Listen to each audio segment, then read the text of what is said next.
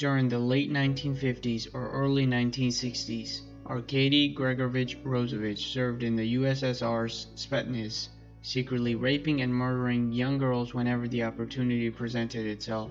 While assigned to a remote Siberian town, Rozovich's crimes were discovered, and his fellow soldiers attempted to execute him via a gunshot to the head. His mutant nature allowed him to survive the wound, and after a formal court-martial, he was drafted into the USSR Super Soldier Project, undergoing various torturous enhancements, which, among other effects, turned his skin chalk white. By 1968, Rozovich, now dubbed Omega Red, was stationed in Berlin, East Germany, where the USSR transformed him into a cyborg via implanted retractable tentacles of radioactive carbonadium, a less durable but more malleable imitation of adamantium, created by Carbonadium Synthesizer or CSynth.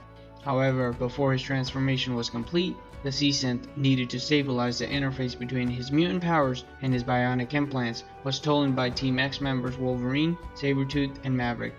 Eventually, Wolverine hid the CSynth in the grave of Janice Hollenbeck, a double agent slain by Omega Red. Despite the CSynth's theft, the USSR continued employing Omega Red as a super operative in the KGB. Without additional carbonadium to stabilize his molecules, he was being poisoned by his own spores. In order to survive, he was then required to drain the life force from any available victims. Although a murderer many times over, Red hated being unable to select his victims and kill them at leisure as he had while a serial killer. At some point he was, at least in his estimation, betrayed by fellow KGB agent Olenka Barankova. Eventually he escaped custody and partially reverted to his pre-mutated appearance. He committed several murders throughout Europe before Interpol agent Sean Cassidy, who later becomes Banshee, and Eric Lehenschur, better known as Magneto, tracked him to Ireland.